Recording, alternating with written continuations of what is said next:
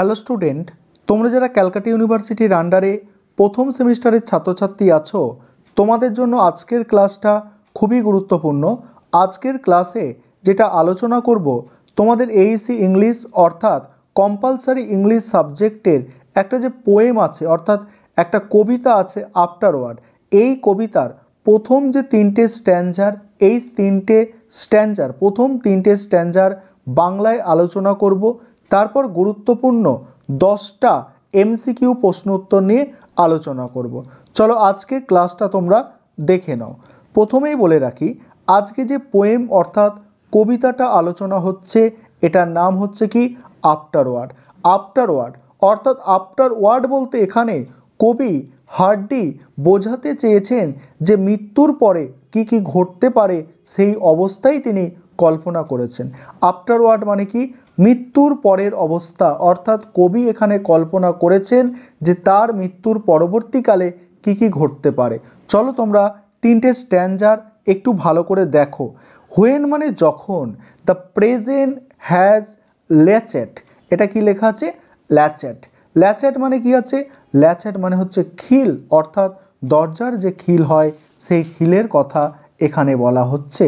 খিল মানে কি দরজা ছিটকিনি দিয়ে আটকে রাখার যে ব্যবস্থা, সেই আটকে রাখার ব্যবস্থার কথা এখানে বলা হচ্ছে। হোয়েন দ্য প্রেজেন্ট হ্যাড ল্যাচার্ড, যখন বর্তমান খিল দিয়ে আটকে রাখবে। ইটস পস্টার বিহাইন্ড, পস্টার মানে কি, পস্টার মানে হচ্ছে পেছনের দরজা, পেছনের দরওয়াজা। মাই টিমিউসলি, দেখো টিমিউস স্টে, টিমিউস মানে কি, টিমিউস মানে হচ্ছে কম্পমান, অর্থাৎ যখন বর্তমান তার কম্পমান অবস্থায় পিছনের দরজায় খিল দেবেন। বর্তমান যখন তার কম্পমান অবস্থায় পেছনের দরজায় খিল দেবেন। তারপরে কি বলা হচ্ছে দেখো, অ্যান্ড মানে এবং, দ্য মে মান্থ অর্থাৎ মে মাসের, ফ্ল্যাপস মানে হচ্ছে ঝাপটানো, মে মাসের ঝাপটানো। ইটস গ্ল্যাড, এটা আনন্দিত করবে। গ্রিন লিভস মানে সবুজ পাতাদের, লাইক উইনিংস, অর্থাৎ যখন মে মাস তার সবুজ পাতাগুলি ডানার মতো পতপত করে উঠবে। মে মাসে সবুজ পাতাগুলো তার ডানার মতো পতপত করে উঠবে। তারপর দেখো কি বলা হচ্ছে, তারপর বলা হচ্ছে delicate film and new spun silk will the neighbours say, প্রতিবেশীরা বলবে সিল্কের ঝলকানি দেখা যাবে তাতে, প্রতিবেশীরা বলবে সিল্কের ঝলকানি দেখা যাবে তাতে। তারপরে কি বলা হচ্ছে দেখো, তারপরে বলা হচ্ছে যে হি ওয়াজ এ ম্যান, সে একটা মানুষ, who use to notice such things, এই লোকটি কি এগুলো ভালোভাবে লক্ষ্য রাখতো। তারপরে দেখো ইফ মানে যদি, it be in the dusk বলছে গোধূলি, ডাস্ক মানে গোধূলি। হোয়েন মানে যখন, লাইক অ্যান আইলেট, আইলেট মানে কি, আইলেট মানে চোখের পলক। সাউন্ড লেস ব্লিঙ্ক মানে পিটপিট করা, যদি এটা ঘটে গোধূলির বেলায় চোখের পলক পড়ার মতো, এটা বলবে পিটপিট করে চোখের পলক পড়ার মতো। তারপর দেখো কি বলা হচ্ছে, দ্য ডিউফল হাল্ক মানে বাজ পাখির মতো, কেম ক্রসিং মানে পার করবে, দ্য স্যাড রাতের অন্ধকার, টু অ্যালাইট মানে অবতরণ করা, রাতের অন্ধকারে বাজ পাখির মতো অবতরণ করা। তারপরে কি বলা হচ্ছে দেখো, upon the wind raft upland thorn, অর্থাৎ ওয়াইন্ড র্যাফট মানে ঝড়ে এলোমেলো করে দেবে, আফল্যান্ড থ্রন কাঁটাযুক্ত পার্বত্য ভূমি, এ গেজ মানে দর্শক, মে থিংস মানে চিন্তা করবে। হয়তো দর্শক চিন্তা করছে ঝড়ে এলোমেলো হয়ে গেছে কাঁটাযুক্ত পার্বত্য ভূমি। তারপরে কি বলা হচ্ছে দেখো, তারপরে বলা হচ্ছে to him this must have been a familiar sight মানে হচ্ছে ফ্যামিলিয়ার সাইট মানে পরিচিত দৃশ্য, এটা অবশ্যই কবির কাছে পরিচিত দৃশ্য, এটা অবশ্যই কবির কাছে কি পরিচিত দৃশ্য। তারপরে কি বলা হচ্ছে, ইফ মানে যদি, আই পাস ডিউরিং সাম নচাল মানে হচ্ছে কি নকটার্নাল মানে কি নিশাচর, বলছে if I pass during some nocturnal blackness দেখো মন্থ অ্যান্ড ওয়ার্ম, বলছে যদি তিনি মারা যান একটি নিশাচর উষ্ণ কীটপূর্ণ গ্রীষ্মের রাতে, বলছে নকটার্নাল মানে নিশাচর আর ব্ল্যাকেন্স মানে হচ্ছে কীট পতঙ্গ, ওয়ার্ম মানে হচ্ছে উষ্ণ আর মান্থলি মানে হচ্ছে মাসে, বলছে যদি তিনি মারা যান একটি নিশাচর উষ্ণ কীটপূর্ণ গ্রীষ্মের রাতে।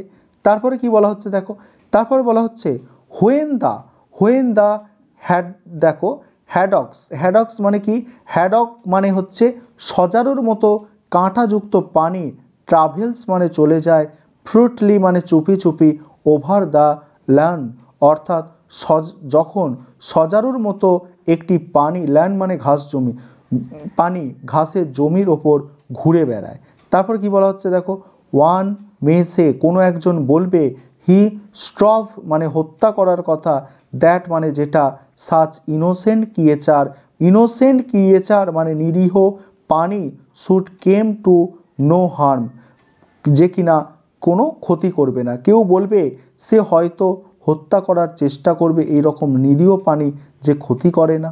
তারপরে কি বলা হচ্ছে দেখো, বাট মানে কিন্তু, he could do little for them যদিও সে তাদের জন্য খুব অল্প করতে পারবে, অ্যান্ড মানে এবং, নাও হি ইজ গন সে এখন আর বেঁচে নেই, অর্থাৎ সে এখন চলে গেছে।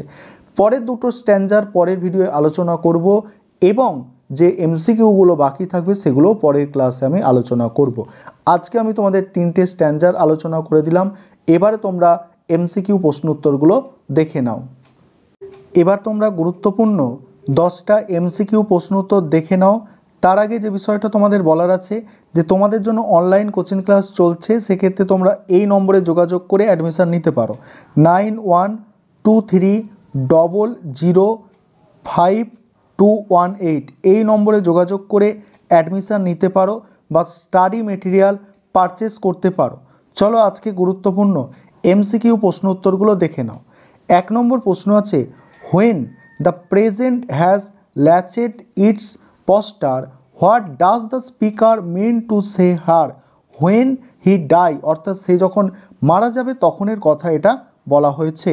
2 নম্বর প্রশ্ন, in which month does the speaker thinks of his death in first stanza of the poem, কখন মৃত্যুর কথা বলেছেন, মে মাসে। 3 নম্বর প্রশ্ন আছে, which natural activity does the speaker describe in the month of May, flipping of leaves, অর্থাৎ পাতাগুলো ঝরে পড়ার কথা বলা হয়েছে। তারপরে what does the speaker compare the green leaves of May to, wings and delicate new spun silk. পরের প্রশ্ন 5 নম্বর প্রশ্ন, how does the speaker wish to be remember by his neighbours in the first stanza, এখানে answer হবে minute observe of nature in spring, অর্থাৎ option D. তারপরে আছে 6 নম্বর প্রশ্নে কি বলা হচ্ছে, which time of the day does the speaker speak of in the second stanza of the poem dusk. তারপরে প্রশ্ন আছে যে how does the night hawk descend in the second stanza, option C সঠিক answer, as silently as an eyelid blinked. তারপর দেখো পরের প্রশ্ন 8 দাগের, where does the night hawk alight on A ট্রন Bruce.